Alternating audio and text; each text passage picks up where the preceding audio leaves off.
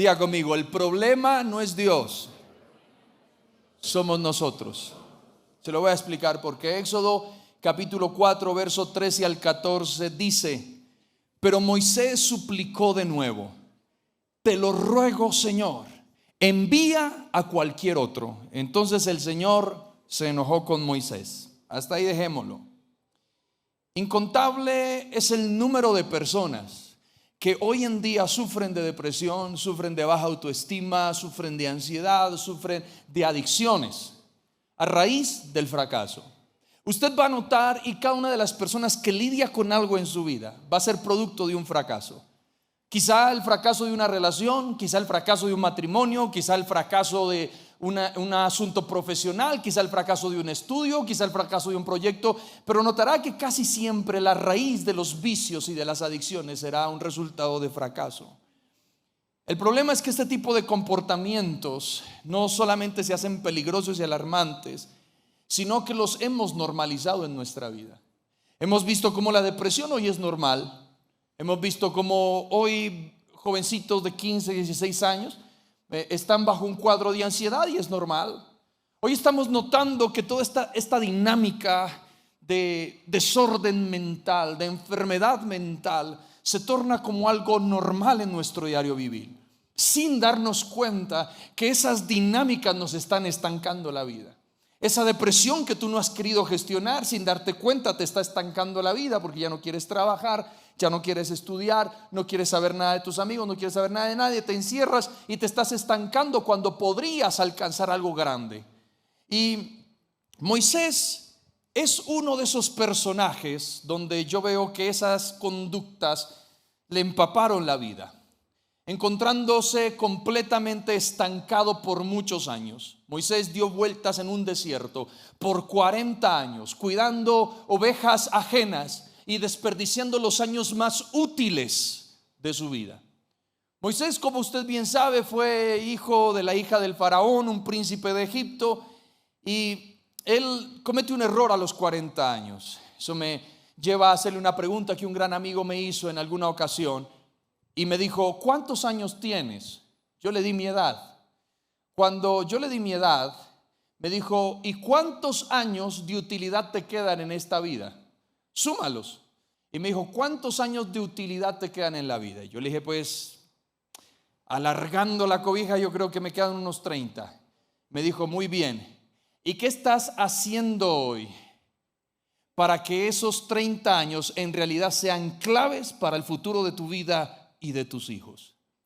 Y personalmente esas preguntas me hicieron reflexionar de manera muy profunda, porque sin darnos cuenta, iglesia, nos encontramos estancados al punto de dilatar las cosas.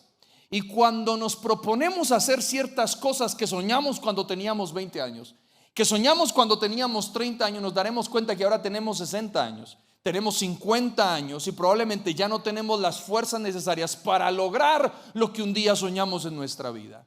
Y Moisés huye a Egipto por asesinato. Él mató a alguien y él tenía una edad clave en su vida, y eran 40 años de edad, en la etapa más floreciente de su vida. Usted me ha escuchado varias veces y permítame reiterarle: la etapa más clave de un ser humano está a los 40 años. ¿Y por qué a los 40? Porque tú ya has recorrido fracasos, experiencias, cosas que te funcionan, cosas que no te funcionan. Entonces el recorrido de los 0 a los 40 años es todo lo que construyes para que a los 40 empieces a florecer con toda la experiencia que has vivido.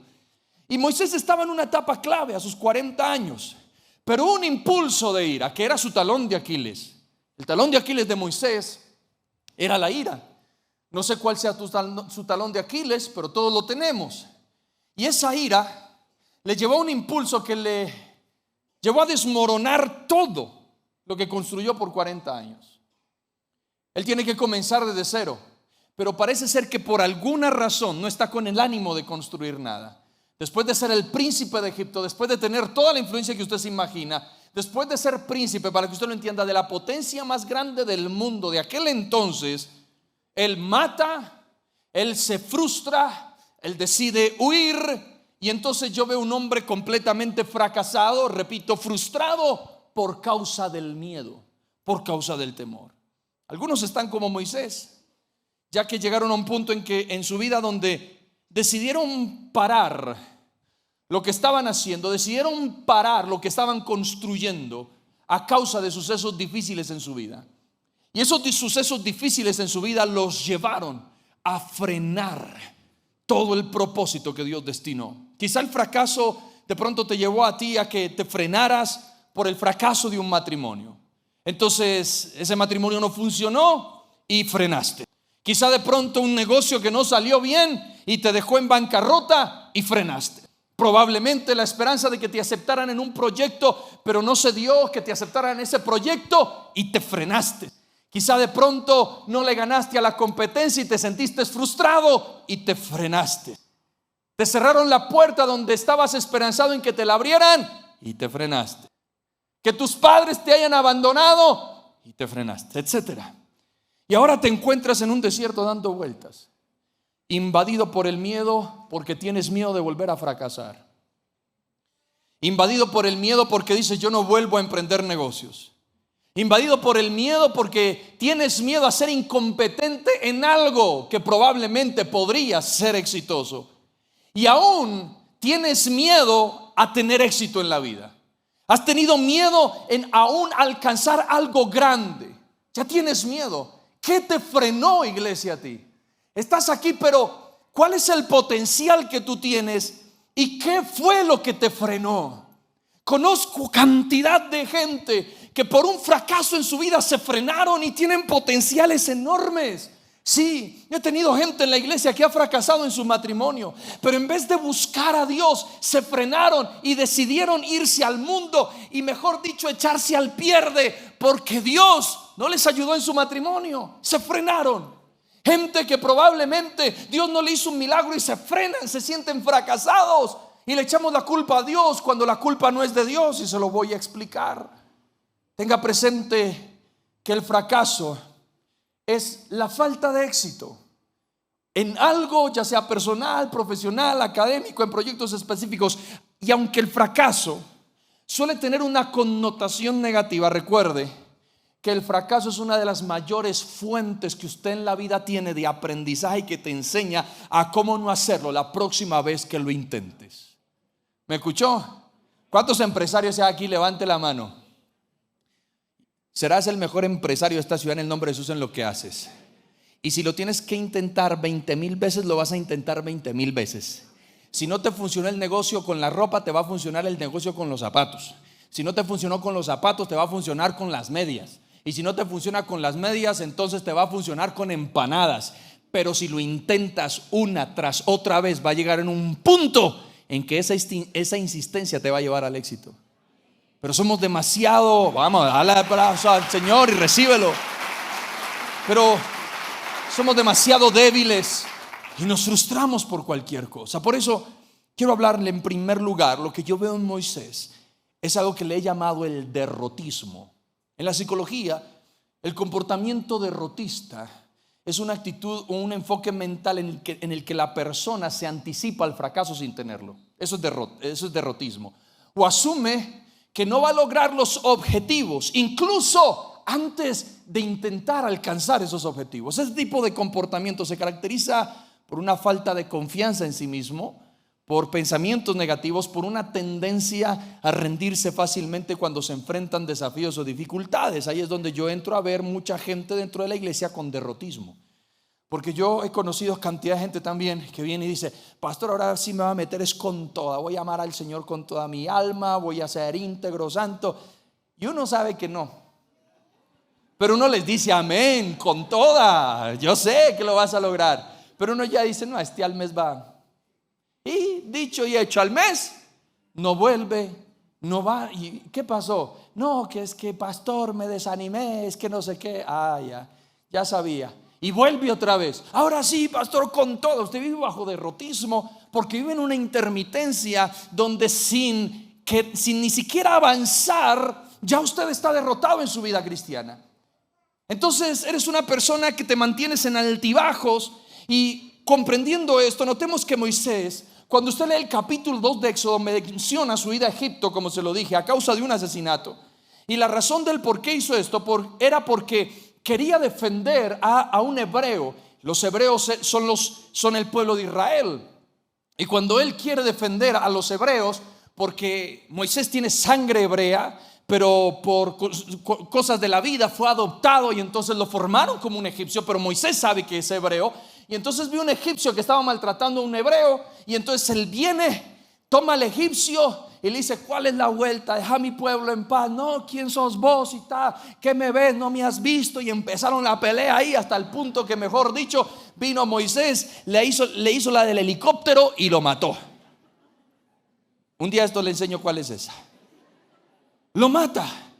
Al Moisés intervenir de esa manera, él quería mostrar que él podría ser el libertador de Israel. Y entonces por eso lo mató. Entonces él pensó: todo Israel me va a admirar, me va a aplaudir, porque entenderá que yo estoy a favor de ellos. Pero su acción resultó en el exilio, donde él decide ir a un desierto llamado Madián. Sin lugar a dudas, este evento le generó una sensación de fracaso. Le generó que él llegara a una conclusión, y fue la siguiente después de fracasar, y es: no creo que yo pueda ser el líder de esta nación. No creo que Dios en realidad me haya hablado que yo pueda ser el libertador del pueblo de Israel. Pero yo quiero decirte algo, iglesia, en esta noche. Dios te trajo hoy para decirte algo, de las muchas cosas que te va a decir, pero una de ellas es: el fracaso no puede definir lo que Dios ha dicho de ti. ¿Usted me está escuchando hoy? El fracaso no puede decidir lo que Dios ha dicho de ti. Moisés, en el primer desafío importante de la vida, sí, tuvo desafíos en su estudio, tuvo desafíos en su familia, tuvo desafíos en su área personal, pero por primera vez él tiene un desafío de hombre. Hay momentos en la vida donde tú vas a entender que vas a tener un desafío de varón. En mi caso, sí, yo he tenido desafíos, repito, en mi estudio, he tenido desafíos para formar mis hijos, he tenido desafíos para poder hacer feliz a mi esposa, para levantar un hogar. Pero va a llegar un momento en la vida donde Dios te va a meter en un desafío para ver qué tan hombre eres. Va a llegar un momento en la vida donde Dios, mujer, te va a meter en un desafío para ver qué tan mujer eres. Y ahí es donde se va a determinar si vas a caminar bajo derrota, o si, aunque fracases, te vas a levantar y vas a decir: pues yo voy a demostrar que yo soy un verdadero hombre, una verdadera mujer, y lo voy a intentar otra vez hasta lograrlo. Todos en la vida tenemos un momento clave de esa área. Moisés lo tuvo a los 40 años, cuando se encontró con un egipcio y un hebreo. Y mire lo que dice Hechos 7, 23 al 25. Cierto día, cuando Moisés tenía 40 años, que dice, decidió visitar a sus parientes, el pueblo de Israel. Vio que un egipcio maltrataba a un israelita. Entonces Moisés salió en defensa del hombre y mató al egipcio para vengarlo. Moisés supo que sus compatriotas israelitas se darían cuenta, ojo lo que dice Moisés, se darían cuenta de que Dios lo había enviado para rescatarlos, pero no fue así. Es decir, que Moisés tenía una promesa de Dios. No sé en qué momento Dios se le presentó a Moisés. No sé si su mamá le habló y le dijo: hijo, Dios te escogió para algo grande, vas a ser el libertador. No sé si él soñó algo, la Biblia no lo describe, pero aquí en este libro de Hechos me habla de que Moisés, siendo hijo de la hija de Faraón, siendo un príncipe de Egipto, ya sabía de que Dios lo había destinado para libertar a Israel, y él estaba convencido de eso. Y llegó un momento clave en el que él tenía que mostrar si en realidad era el libertador. Por primera vez él tenía que mostrar qué tan hombre era para lo que iba a hacer. Pero fracasó, porque Israel no lo vio como el libertador. Hay veces que recibimos promesas de Dios y al querer caminar en ellas vamos a sentir fracaso. Quizá Dios te prometió un bebé. A ustedes, pareja, que han estado buscando un hijo, y Dios les prometió un bebé y quedaste en embarazo, pero en el transcurso del embarazo hubo un aborto no deseado. Quizá de pronto tú me puedes hablar a mí que probablemente Dios te habló de emprender un proyecto y lo emprendiste porque fuiste obediente a la voz de Dios, pero cuando emprendiste el proyecto fracasaste, no funcionó, no salió como esperabas. Quizá Dios te prometió un gran ministerio, pero en el momento de quererlo ejercer te diste cuenta que nadie creía en ti y que nadie está de acuerdo con lo que hablas, con lo que dices, y simplemente no funcionó. Te prometió una familia ejemplar, pero ahora te encuentras al punto de un divorcio porque ya está separado. ¿Acaso Dios mintió? Quiero decirle que no. Dios no miente. Entonces, ¿por qué Dios me promete algo? ¿Y por qué no lo cumple? ¿Y por qué sale todo lo contrario a lo que Él me prometió si yo caminé en fe en esa promesa? La respuesta es esta: lo que estás viviendo es una manera en la que Dios usa para probar tu fe y la convicción que hay en ti hacia Él para creer lo que Él dijo de tu vida y de tu familia. Dios puso a Israel en un desierto para probarlo qué tan puro era su corazón con Dios, pero salieron reprobados porque en vez de confiar en Dios se levantaron un becerro en medio del desierto, porque en vez de confiar en Dios empezaron a adorar dioses falsos, empezaron a unirse a culturas paganas, y Dios dijo: no los voy a entrar hasta no formarlos. Y por eso Dios permitió que estuvieran en un círculo continuo por 40 años a causa de que su corazón no estaba formado. Escúchame bien, sé que no es fácil que hayas perdido un bebé cuando lo anhelabas, pero no es el punto en que digas: bueno, se acabó esto, no lo vamos a volver a intentar, pues ya no vamos a tener hijos, Dios es injusto. No, inténtalo las veces que sean necesarias, porque si Dios lo dijo, un día va a cuajar. ¿Claro o no? Tu vientre va a ser fértil en el nombre de Jesús, mujer. Estás buscando un bebé, yo también lo estoy buscando. Un tercero, pues que se operó. Pero no importa, yo creo en un Dios de milagros. Pero le digo algo: Dios va a hacer el milagro en lo que estás esperando. Se lo repito otra vez: Dios va a hacer el milagro. Inténtalo una y otra vez. No te quedes ahí hundido pensando: ¿por qué Dios? ¿Qué pasó? Dios es mentiroso. No. Dios está probando tu fe. ¿Qué tan convencido estás de la promesa? Yo me acuerdo cuando yo era muchacho. Me acuerdo como si fuera hoy.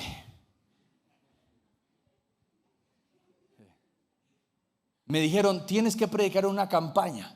En esos tiempos estaba famoso predicadores como Benny Hinn, Gigi Ávila. Claro, entonces uno se leía un libro, los que son viejos en el evangelio, Los Generales de Dios.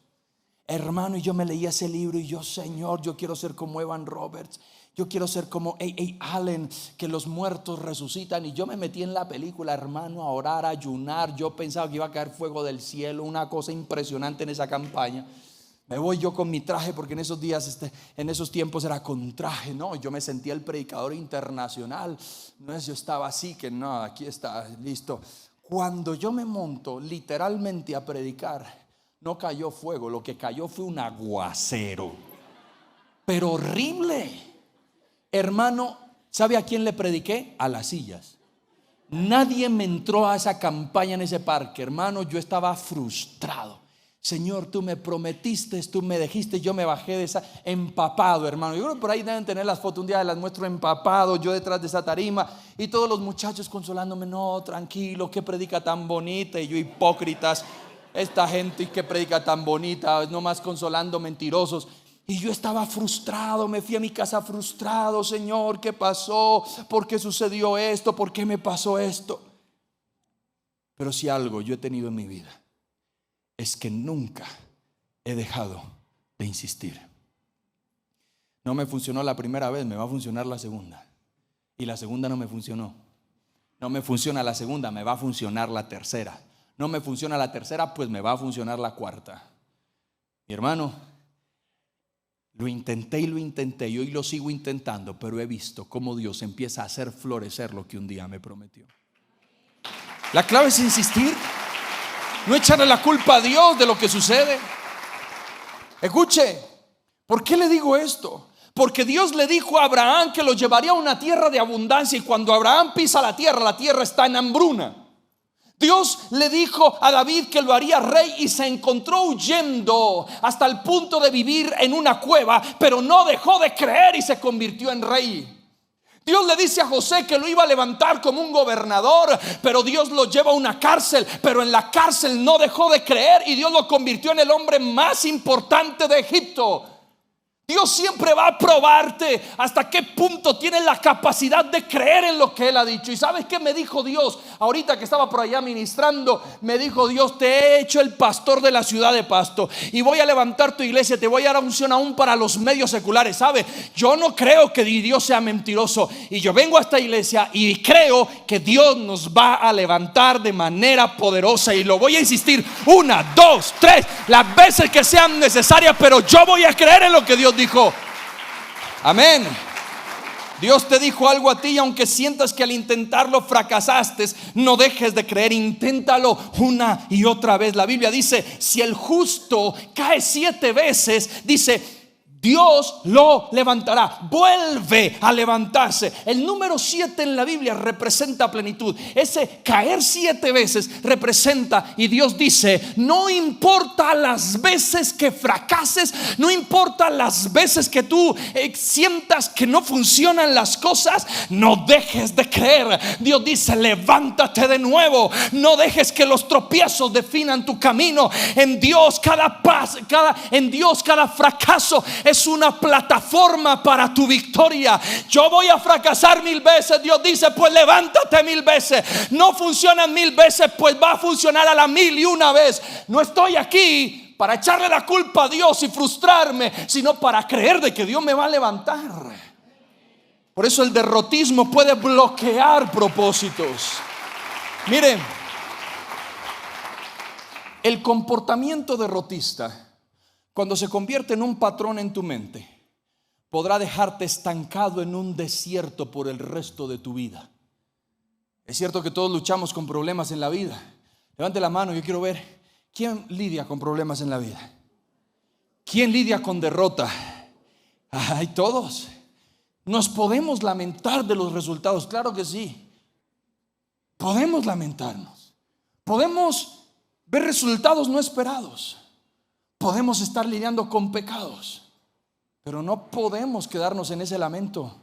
La razón por la que muchos lidian con este comportamiento es a causa de varias razones: fracasos repetidos, críticas, rechazo, baja autoestima, creencias, limitaciones. Y entonces empieza a decir, esos limitantes son: no soy suficiente, no soy demasiado fuerte, no soy demasiado inteligente. Quizá por aprendizaje social, porque te rodeas de gallinas cuando tienes que rodearte de águilas, por falta de resiliencia. Pero la mayoría de los casos por las cuales la gente camina en derrota es porque las cosas no les salen como esperaban. Es claro que todos hacemos algo con el fin de alcanzar un objetivo. Por ejemplo, si usted come, ¿cuál es el objetivo? Saciarse. ¿Cierto que sí? Usted no come para tener más hambre. Usted come para saciarse. Si usted toma un vaso de agua, usted lo toma para saciar su sed. Usted tiene un objetivo en cada acción que hace. Entonces tendemos a tener una caída emocional que nos lleva a un autosabotaje, que ahorita le voy a hablar de esto, a causa de que no vemos los objetivos realizados frente a mis acciones. Para un ejemplo más claro, es una persona que va al gym, y cuando va al gimnasio, usted de pronto puede estar un poquito pasado de kilos, no, para no decirle gordito, pero pasado de kilos. Pues un gordito lindo, con gracia. Va al gimnasio y está decidido y dice: voy a bajar esta barriga, voy a quemar esta grasa. Viene Carlitos y Clisman y le dice: ok, aquí hay una dieta. Y te empiezan a decir: bueno, la dieta de este mes son espárragos, son ensaladas, 0 dulce, 0 esto, 0 lo otro. Y usted dice: vamos con toda. Al mes, tú crees que al mes vas a estar flaco, pero al mes no vas a estar flaco, quizá vas a estar igual. Y entonces estás igual y dices: no, eso es una mentira, no vayan a Atlanta Gym, que es una estafa. ¿Pero por qué es una estafa? No, esos entrenadores son mentirosos, me colocaron una dieta, mírenme, después de un mes sigo igual. Este ejercicio no sirve para nada. ¿Sabe qué? Me voy a hacer más gordo de lo que era. Voy a comer como nunca antes he comido. Voy a empezar a desordenarme. Nunca más ejercicio, estafadores. Mi pregunta es: ¿el problema es del gimnasio? ¿El problema es del entrenador o el problema es suyo? ¿De quién es? Suyo. Porque usted no está teniendo paciencia para ver resultados en un mediano y largo plazo. Cuando no alcanzas lo que deseabas y permites que la derrota te abrume, te encontrarás potencializando las cosas que te bloquean. Cuando tú en la vida te dejas llevar por la derrota, piénsalo bien, te encontrarás haciendo lo que un día dijiste que no volverías a hacer, simplemente porque escuchas la voz de la derrota. No funcionó, entonces vuelve a tus antiguos hábitos. No funcionó, entonces desordénate. No funcionó, entonces vuélvete a ser mujeriego. No funcionó, entonces deja de ser un buen padre como lo has intentado. No te perdonaron, entonces odias con más fuerza a la gente que no te perdonó. No, señores, ¿quién dijo que mi vida está determinada por la voz de la derrota? La palabra del Señor dice muy claro: no es con fuerza, no es con poder, es con su Espíritu Santo. Usted y yo no tenemos un espíritu de temor, sino de poder. La derrota no me va a definir y voy a esperar lo que sea necesario hasta ver la victoria. Cuando no alcanzas lo que deseabas, permite que Dios entre a tu vida para trabajar. Pero yo veo que a veces no le respondemos a Dios de una buena manera. El encuentro que tuvo Moisés con Dios fue algo único y maravilloso. Él estaba en su zona de confort. ¿Y cuál era la zona de confort de Moisés? Todos los días caminar por un desierto y llevar unas ovejas que no eran suyas, las ovejas de su suegro. Al menos tenía un buen suegro, le dio trabajo. Y cuando caminaba por el desierto, un día vi una zarza como esta. Dice, qué rara esa zarza. Porque en ese tiempo las zarzas son como chamizales, y era natural que las zarzas ardieran y se consumieran, se hicieran ceniza. Pero lo que le llamó la atención a Moisés es que la zarza estaba en fuego y no se consumía, no se hacía ceniza, no se quemaba. Se quedó mirando y decía, hombre, ¿qué es que lo que pasa aquí? Y dijo, voy a ir hasta allá arriba a ver. Le dio curiosidad. Yo no sé con quién dejó las ovejas, pero por primera vez soltó su zona de confort y se fue.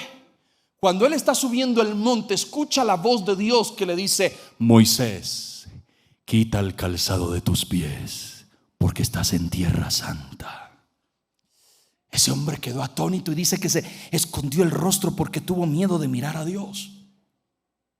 Y dice que Dios estaba en medio del fuego, o sea que el fuego que estaba ardiendo en la zarza era Dios. Y cuando él está ahí, no tenía ningún tipo de plan de vida. Moisés no tuvo un plan de vida. Moisés no construyó nada en los 40 años donde el derrotismo lo bloqueó. Imagínese, 40 años usted puede hacer mucho, pero en 40 años él estaba cuidando ovejas prestadas. Él estaba en un punto donde no construyó un futuro para su familia. Él estaba en un punto donde su hijo no tenía herencia. A él le importaba cero. Estaba tan abrumado por la derrota que no le importó progresar en la vida. Pero yo quiero decirte algo. Cuando Dios interrumpe tu ciclo, tiene que romperse en el nombre de Jesús, sin importar la derrota que haya sufrido. Así que aquí está. Moisés tenía un león adentro, pero estaba dormido. Y escucha la misma voz de Dios y le dice Dios, tú vas a sacar a Egipto tú vas a sacar al pueblo de Israel de Egipto. ¿Sabe qué responde Moisés? A la voz de Dios literal que le está hablando. Al ver a Dios literalmente a través de la zarza, ¿quién soy yo para sacar de Egipto a este pueblo de Israel? Aquí Moisés expresa el derrotismo a flor de piel. Y lo que quiso decir fue, Dios, con todo el respeto, ya lo intenté hace 40 años y fracasé. No sirvo para lo que me dices. No sirvo para esa tarea. Soy un inútil. Moisés se ve incapaz y recuerda su última derrota. La recuerda como si hubiera sido ayer, cuando intentó libertar, pero nadie creyó en él. Pero en medio de esas palabras que Moisés le dice a Dios, Dios es tan misericordioso que le dice, pero Moisés, yo estoy contigo. No tengo dinero, pero Dios está conmigo. No tengo fama, pero Dios está conmigo.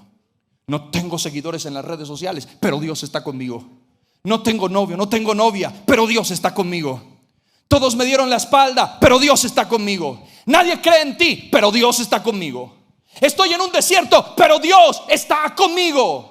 Dile a los señaladores que quieren destruirte, dile a los señaladores que quieren aplastarte, que peleen con el hecho de decir: Dios está conmigo. El mismo diablo te puede decir: no lo lograrás, pero tú le vas a decir: diablo, pero Dios está conmigo. No tienes la fuerza, te dice el mundo, pero tú le dices: pero Dios está conmigo. Y el que está con Dios puede lograr lo que se proponga en la vida. Mire esto. Jesús no tuvo problemas para estar en una cruz. Jesús no tuvo problemas con que lo azotaran. Jesús no tuvo problemas con que le escupieran y le desfiguraran su rostro y le colocaran una corona de espinas. ¿Sabe por qué? Porque Jesús decía: mientras Dios esté conmigo, yo soporto lo que sea. Y en la cruz estaba feliz, aún perdonando a sus enemigos. Pero ¿cuándo es que Jesús se aflige? Cuando siente que Dios lo abandona y dice: Padre, ¿por qué me has abandonado? Ahí Jesús entró en desespero, porque él sabía: sin Dios no puedo soportar esta cruz. Te pueden azotar, te pueden difamar, te pueden humillar, te pueden crucificar, pero si Dios está contigo, vas a tener victoria. Y entonces los mismos que pensaron que estaban derrotados dirán lo mismo cuando Jesús estaba en la cruz: verdaderamente este sí era el Hijo de Dios. La gente que te señaló va a llegar en un punto que dirá: verdaderamente este sí es Hijo de Dios, porque no tenía nada y míralo dónde está. Yo quiero que usted entienda: si Dios está con usted, usted lo tiene todo. Amén. Segundo lugar, cuando tú te dejas llevar por el derrotismo desarrolla algo y llama a algo que se llama el autosabotaje. El autosabotaje está precedido por el derrotismo, como se lo dije, y se refiere a las acciones conscientes e inconscientes que una persona realiza para impedir su propio éxito o bienestar. En otras palabras, el autosabotaje, podríamos decir que son las acciones que se generan por los pensamientos de derrota que has tenido en el transcurso de los años, los cuales has adoptado. Porque Moisés, después de lidiar con los pensamientos de derrota que lo bloquearon por 40 años, Dios se le manifiesta para romper ese ciclo diabólico. Pero Moisés manifiesta su autosabotaje, ya que después de que Dios le dice que está con él, estas son las respuestas que Moisés le dio en todo el diálogo con Dios. Primero dijo: ¿quién soy yo? Después dijo: ¿y cuál es el nombre de Dios? En tercer lugar dijo: ¿y si no me creen? Y después dijo: no tengo facilidad de palabra. Y a lo último le dijo: ¿sabes qué, Señor? Envía a otro. El autosabotaje lo bloqueó por completo, hasta el punto de enojar a Dios. ¿Cuántas veces Dios te ha dicho y te ha insistido que lo hagas? Una tras otra vez, pero tu autosabotaje te ha llevado a decir no. Y no, y no, y no. Una cosa sí le digo: no se queje con Dios cuando lo que Él te prometió a ti lo veas desarrollado en otro. Porque cuando lo veas desarrollado en otro dirás: ¿por qué Dios? Y Dios te va a decir: porque tú no quisiste creer. Entonces yo le doy mis bendiciones a los que creen. El autosabotaje a muchos de nosotros nos ha llevado a un punto a bloquear aún propósitos. Y usted decidió refugiarse en el derrotismo. Dios ha decidido romper ese ciclo, pero usted no quiere darle lugar a Dios para romper ese ciclo. El autosabotaje te impulsa a escapar de emociones dolorosas. Muy bien, le voy a explicar algo. Cuando el autosabotaje y el derrotismo entran a nuestra vida, muchos al vivir bajo ese círculo de derrota y muchos al vivir bajo ese círculo de no poder, entran a tener emociones con dolor. Y cuando entras a tener esas emociones que duelen a causa de fracasos, a causa de cosas que no salieron bien, intentamos buscar salidas que alivien. Intentamos buscar salidas que calmen ese dolor emocional. El problema es que lo hemos buscado de manera incorrecta. El autosabotaje es cuando tú, en vez de buscar sanidad, buscas alivios temporales. ¿Y qué es lo que está sucediendo? Esos alivios temporales te van a destruir la vida, porque nunca un alivio temporal será parte del propósito de Dios. Entonces, ¿qué sucede? Tú entras a tener un alivio y esta botellita que representa licor. Mi pregunta es, no veo en ninguna etiqueta una promesa de que este licor te va a sanar la vida. Al contrario, dice, el exceso de alcohol es perjudicial para la salud. Prohíbase el expendio de bebidas embriagantes a menores de edad. En ninguna persona que ha estado bajo esta dinámica de alcohol he visto que esto le pueda transformar y cambiar la vida. Todo lo contrario, lo está hundiendo más, porque en medio de su derrota buscó un refugio temporal. Otros buscan cigarrillos, y cuando yo veo esta caja de cigarrillos dice: consumir tabaco causa cáncer de riñón. En ninguna parte de esta caja veo el beneficio de consumir cigarrillo. Pero has estado tan hundido en tu derrota que has pensado que esto te va a aliviar, pero al contrario, te empezó a aplastar la familia porque tenías una buena familia y empezaste a beber, y hoy está que te deja tu esposa. Eras un buen padre, pero tu derrota te llevó a ti a adicciones y hoy tus hijos no quieren ser como tú. Pero después tú dices: esto no es suficiente, y entonces empiezas a flagelarte, autolesionarte, porque tienes emociones con dolor y crees que con cortarte tú vas a tener alivio, pero al contrario, te estás destruyendo. Pero como si fuera poco, dices: necesito comprar compulsivamente, y compras ropa cara, tenis cada 8 días, pero en ninguna parte de la ropa yo he visto que diga: si tú compras ropa recibirás la paz de Dios. Otros comen compulsivamente y comen y comen y comen en medio de su derrota, y creen que comiendo y comiendo van a solucionar sus problemas, porque han buscado alivios temporales. ¿Cuánto tiempo vas a permitir que todas estas cosas y muchas más definan tu vida, y que en medio de tu derrota y en medio de tus fracasos tomes cosas que te están hundiendo más? ¿Hasta cuándo lo vas a permitir? Pero finalmente yo quiero presentarte algo que, a diferencia de los otros objetos, no destruyen, y es la palabra de Dios. Cuando yo abro esta Biblia, yo veo que lo primero que yo encuentro es alivio. Lo primero que yo encuentro es paz. Pastor, ¿usted me puede decir que un libro me puede cambiar la vida? Sí. Una botella te puede destruir la vida. Una caja de cigarrillos te puede destruir la vida. Una compra compulsiva puede destruir tu vida y tus finanzas. Una excesiva manera de comer te puede destruir la vida a causa de la ansiedad que tienes. Pero si tú buscas este libro es la palabra de Dios escrita. Y cada vez que tú estás con dolor emocional, encontrarás aquí cómo sanarlo, cómo ser restaurado y cómo ser levantado y liberado. ¿Estás loco, pastor? Más loco está usted buscando el refugio en porquerías como estas. Y le digo una cosa: yo soy un testigo de que este libro puede cambiar vidas. ¿Alguien aquí puede levantar la mano y dice: este libro me cambió la vida? Las cámaras podrían enfocar un momentico esas manos levantadas. Dale, gira esa cámara con toda la unción del mundo. Levante la mano el que dice: este libro me cambió la vida. ¿Puedes darle un aplauso al Señor? No necesitas cortarte, no necesitas licor, no necesitas cigarrillo, no necesitas compulsión para comer y comprar. Solo necesitas este libro. Y fue en la presencia de Dios que cada uno de los que se sintieron derrotados, fue en la presencia de Dios que cada uno de los que se sintieron que no podían, pudieron, lo lograron. ¿Por qué le digo esto? Porque Gedeón dijo: ay, Señor mío, ¿con qué salvaré yo a Israel? He aquí mi familia es pobre en Manasés y yo el menor en la casa de mi padre. Gedeón y toda esta gente tuvieron un punto clave. Fueron personas que lidiaron con la derrota, pero cuando escucharon la voz de Dios rompió el círculo, rompió la adicción y les hizo entender: no es en el mundo, es conmigo. ¿Alguien dice amén a eso?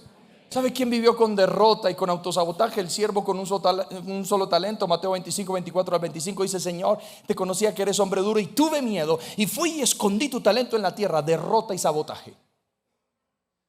Este siervo se saboteó a sí mismo por temor cuando podía ser recompensado por su fidelidad. Pero en tercer y último lugar, permítame decirle que Dios puede romper su ciclo. Diga conmigo, Dios va a romper mi ciclo. Dígalo otra vez, Dios va a romper mi ciclo. Me impacta ver cómo Dios no solo visita a los menos aptos, sino que casi todos aquellos que Él decide tomar en su propósito, verás que están bajo derrota y bajo el efecto del autosabotaje. Gedeón, Jeremías, Isaías, Jonás, Saúl. Dice que cuando mencionaron a Saúl como rey, él se escondió por allá porque no quería, entre otros.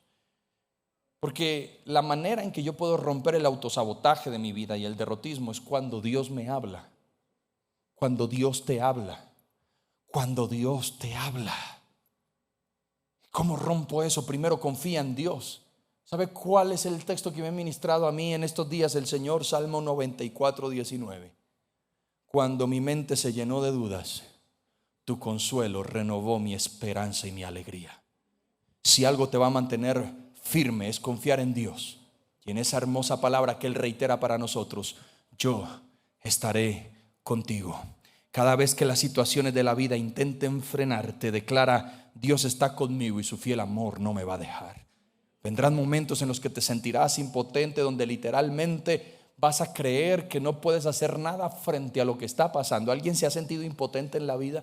Nada funciona, ya no puedo hacer nada por mi hogar, no puedo hacer nada por mi vida, no puedo hacer nada por lo que está alrededor. Cuando tú te sientas impotente, cuando tú te sientas desesperado, cuando tú te sientas sin fuerzas, solamente tienes que mirar al cielo y decir: tú estás conmigo.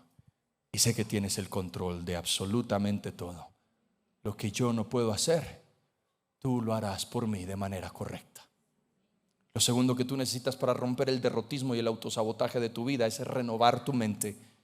Usted me ha escuchado varias veces decirle que lo que más apetece el diablo de nosotros es nuestra mente.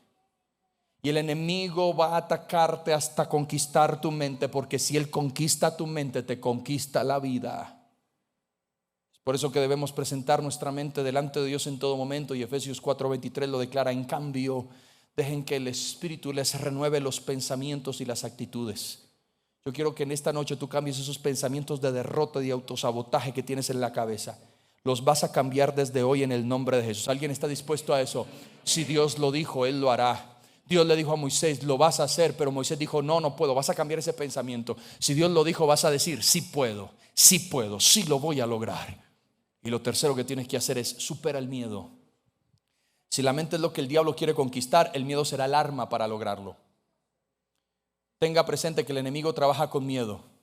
Miedo al futuro, miedo a perder, miedo a que no funcione, miedo a que no salga bien, miedo y más miedo y más miedo y más miedo. Y cuando no tenemos al Espíritu Santo, no solamente nos encontraremos creyendo en lo que nos dice el miedo, sino que se sabe qué va a suceder. Vamos a potencializar cosas en nuestra vida como el pánico, como la ansiedad. Segunda de Timoteo 1:7 dice: pues Dios no nos ha dado un espíritu de temor y timidez, sino de poder, amor y autodisciplina. Quiero terminar diciéndole algo. Si te das cuenta, en el transcurso de este mensaje podrás notar que la culpa no es de Dios, la culpa es de nosotros.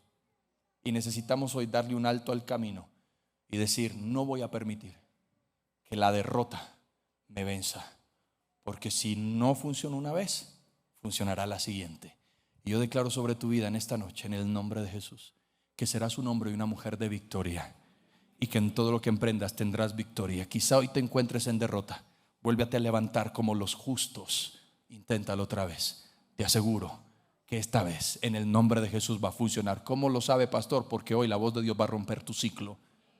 Esto es una manguera. Obviamente, si usted conecta esta manguera al agua, ¿qué va a pasar? El agua va a fluir por acá, ¿cierto? Este es un instrumento para que el agua fluya. Y cuando el agua fluye, va a llegar un punto en que esa agua va a tener un objetivo, y es llenar un balde, limpiar algo, lavar algo, hacer algo. Usted y yo somos como esta manguera. Donde tú te conectas es la fuente, que es Dios. Dios está dispuesto a que por tu vida fluya toda clase de bendición y que seas un propósito para otros.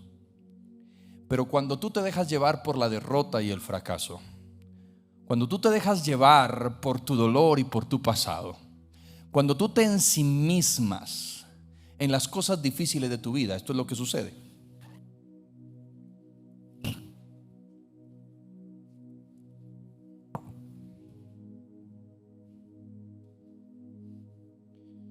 Hay un nudo. Por más que quiera el agua fluir, este nudo no lo permite. Tiémplelo, por favor. Suave. Este nudo no lo permite. Ese pequeño nudo en medio de todo tu potencial está evitando que tú hagas algo poderoso en tu vida. Ese nudito chiquito que se llama pasado te está evitando que la bendición de Dios fluya en tu vida. Ese nudito ahí, falta de perdón, está evitando que la bendición de Dios fluya sobre tu vida.